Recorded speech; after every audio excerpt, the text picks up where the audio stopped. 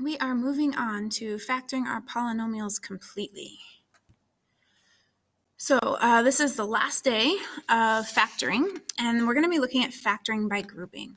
So to factoring by grouping, you're going to be using the distributive property to help us factor polynomials that have 4 terms. So one more than a trinomial. There's not a name for 4-term polynomial, it's just a polynomial. So trinomial is as high as we go in terms of what our explanations are.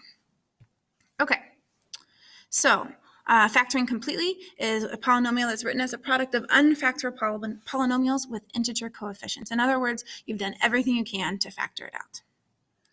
All right, factoring by grouping. To factor a polynomial with 4 terms, you're going to group it into pairs. So that's step 1. You're going to factor out the GCF, the greatest common factor of each pair of terms. That's step 2. And then you're going to look for and factor out the common binomial factor. So that one is step 3. So this is factoring by grouping. Okay, so let's take a look at our first one. So if we are trying to factor completely, if it's a binomial, just try to factor out the greatest thing they have in common. So 3x squared and 6x, we can factor out a 3x, and we're left with x plus 2. Remember, you can always check by using the distributive property. So that's the first way we learn to factor. Then we learn some patterns. So if it's perfect squares here, we learned our rule to be able to write it. But remember, you could also factor your trinomials with your a times your c here, the b here, and then 2 numbers that multiply to give you the top number and add to give you the bottom number. So that was our other way that we learned to factor. So then it says we can try to factor a trinomial if it's got the ax squared plus bx plus c. Same thing. Set up your large X and factor it out. Okay, so on this one, a times c goes on top, b goes on bottom, and 2 numbers that multiply to give you -6 and add to give you -5. That would be -3. No, sorry, that wouldn't be. That would be -6 and +1. So let me change that. -6 and +1, and we divide them both by my a term, which is 3. This one can be reduced, this one cannot, so our factorization, remember, our bottom number is what comes up in front, and the top number is what stays in the top. Okay, and then our second one would become x minus 2 with our 1 in front. Is factoring by grouping, and this one you're going to have to use when there are 4 terms. So the first thing you're going to want to do is think about how you could group them so they have something in common. If I group these 2 together and I group these 2 together, then they have something in common.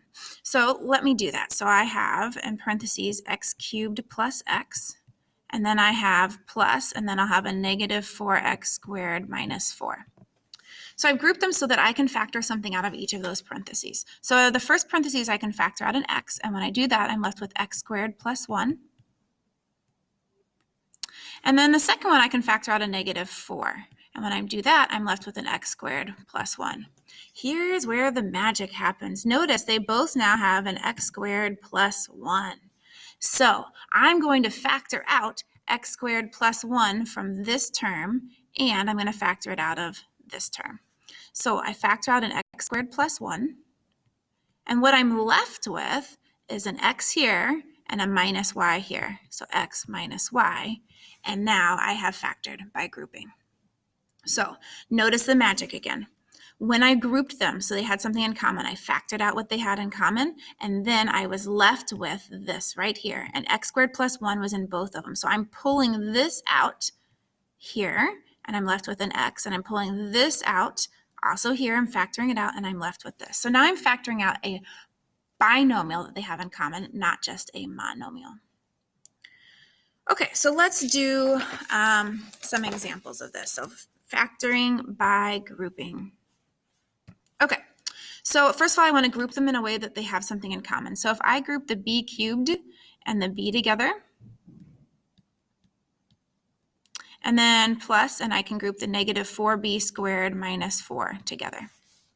So now I'm going to factor out what they have in common. They have a b in common in the first parentheses. When I factor out that, I am left with b squared plus 1. Okay. Then I can factor out a -4 on the next one. And when I do that, I'm left with b squared plus 1. So now notice, I use some color to help you see. The b squared plus 1 shows up in both of them. So I'm going to factor out the b squared plus 1, and what I'm left with is my second parenthesis, so b minus 4.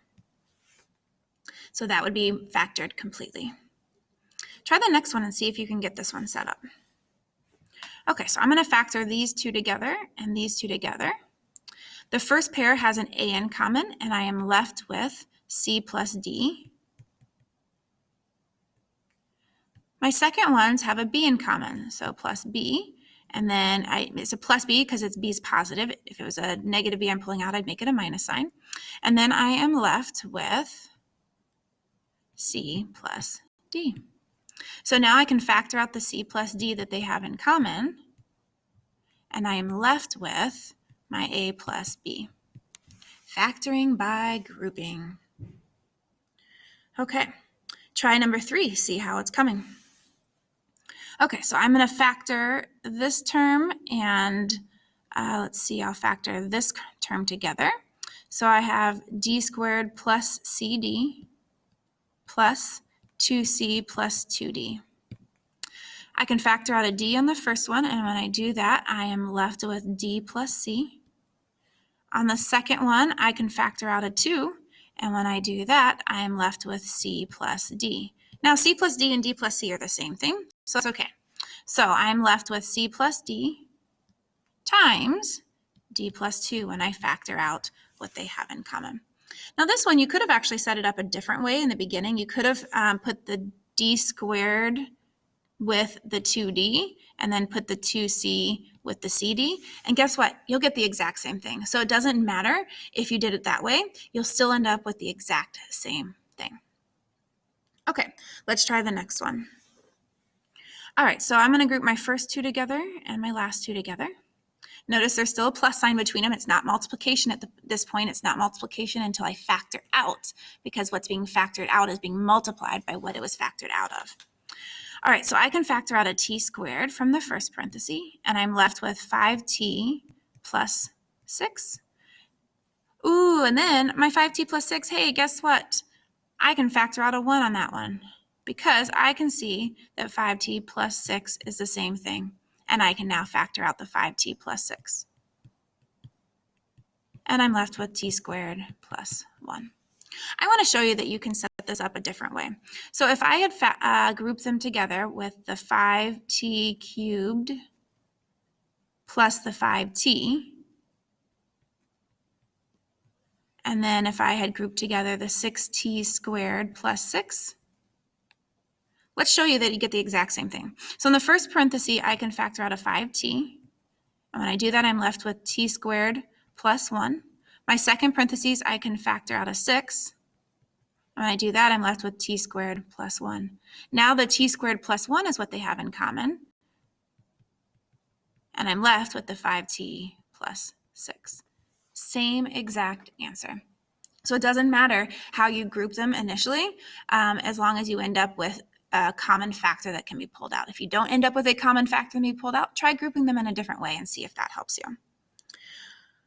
Okay, so the next one, it says to factor the polynomial completely. So you're just going through figuring out which of the factoring steps do I need to take to be able to solve this one. So the first one's just a binomial, so I'm going to factor out what they have in common. They both have a 4c. When I factor out a 4c, I'm left with c squared minus 1.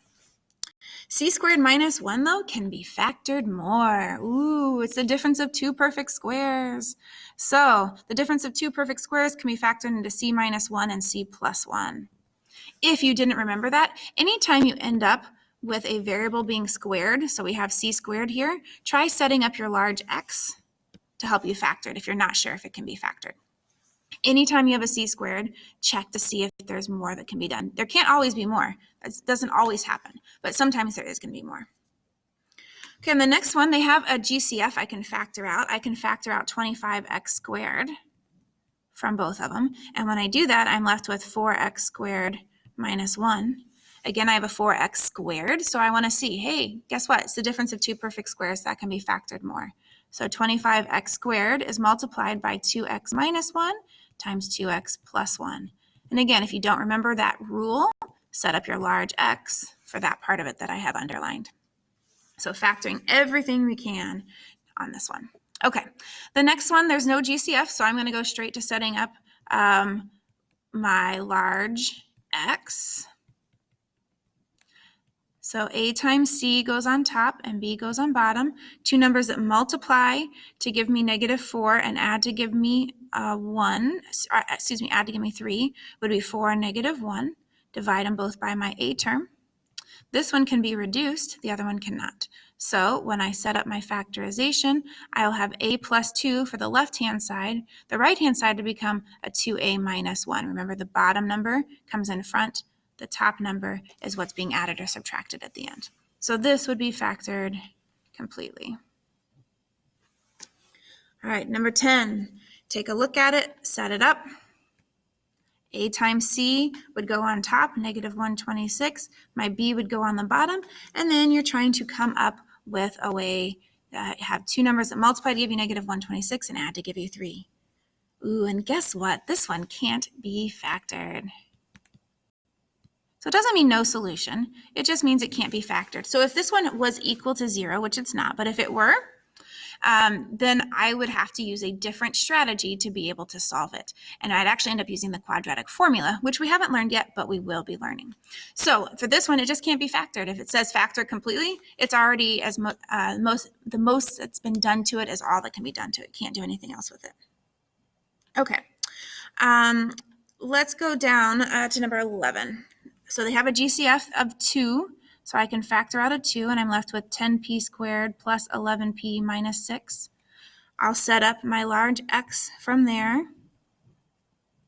So A times C goes on top, and B goes on bottom.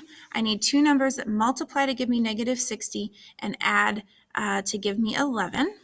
A 15 and -4. Divide them both by my A term, which is 10, and then reduce. So this would reduce to 3/2, and this one would reduce to -2/5. So completely factored, I would have my 2 out in front. Don't forget that 2 you factored out. I would have a 2p plus 3, and I would have a 5p minus 2. Again, don't forget that initial 2 that we factored out to start with. All right, so why are we doing all this factoring? Again, it's the same reason all along. It's because we need to be able to solve them. So let's solve one just to make sure we've got it. So number 13, I can factor out the GCF, so I'll start there.